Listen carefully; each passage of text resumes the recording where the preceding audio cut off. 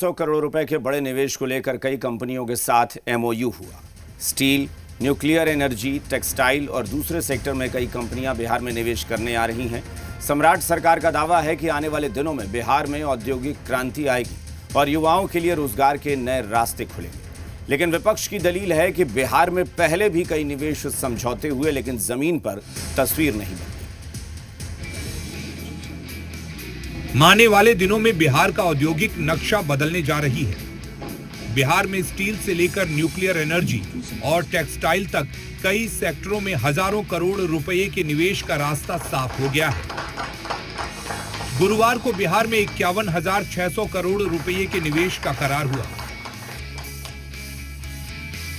Shyam steel Bihar में 5,000 करोड़ रुपए का निवेश करेगा। शाकंभरी इस्पात भी बिहार में 5,000 करोड़ रुपए का निवेश करेगा। Nakshit iron and steel private limited Bihar में 6,836 करोड़ रुपए का निवेश करेगा। Shri Langta Baba metals and power limited Bihar में 5,500 करोड़ रुपए का निवेश करेगा।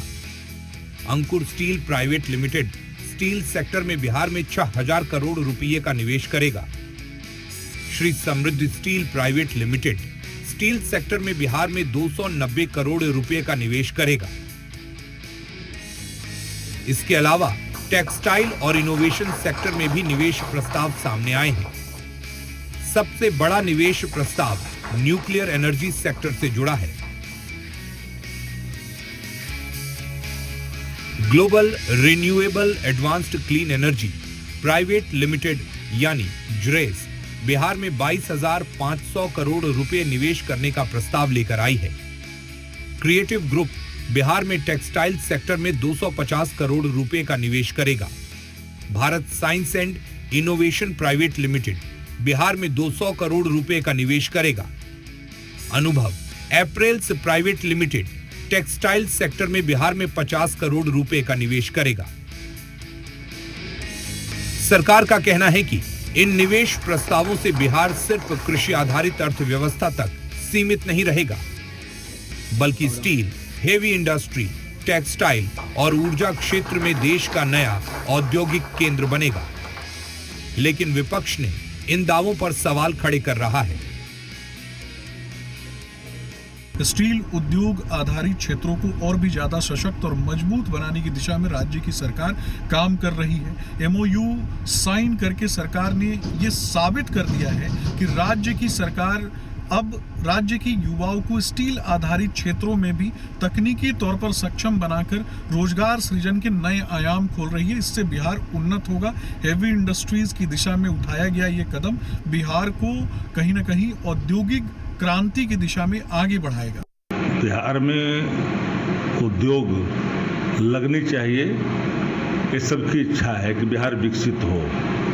कई बार एमयू हुए, फलाफल कुछ नहीं, सिर्फ दिखावा रह जाता है। स्टील के क्षेत्र में अगर कोई प्लांट लगता है तो लगनी चाहिए, लेकिन यह भी बतानी चाहिए कि 2005 से लेकर के 2026 आ गए, कितने इंडस्ट्री लगे बिहार के अंदर में।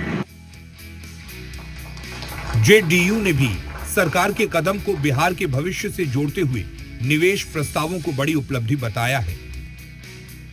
वहीं कांग्रेस का कहना है कि सिर्फ एमओयू साइन होना विकास की गारंटी नहीं है।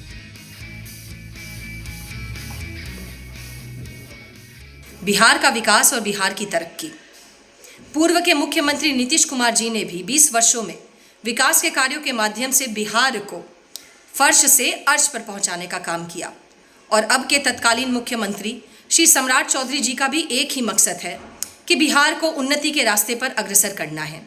इसीलिए 51,600 करोड़ रुपए के एमओयू साइन कर उन्होंने निवेश का दरवाजा जो है वो बिहार के लिए खोल दिया है। नहीं भी वो उद्योगों की घोषणाएं कर रहे हैं, उसका एमओयू का वो चर्चा तो जरूर करते हैं, लेकिन वो पहले से जो उद्योग लगे हुए थे उन उद्योगों के संवर्धन पर कोई काम नहीं करते दिख रहे हैं। तो देखना है कि आने वाले समय में सम्राट चौधरी जी आखिर केवल एमओयू साइन करने वाले मुख्यमंत्री के तौर पे याद किए जाएंगे या वास्तव में कुछ कंक्रीट काम बिहार की तरक्की के लिए कर भी पाएंगे। बिहार में 51,600 करोड़ रुपए के निवेश प्रस्ताव ने विकास की उम्मीदों के साथ राजनीतिक बहस भी तेज कर दी है।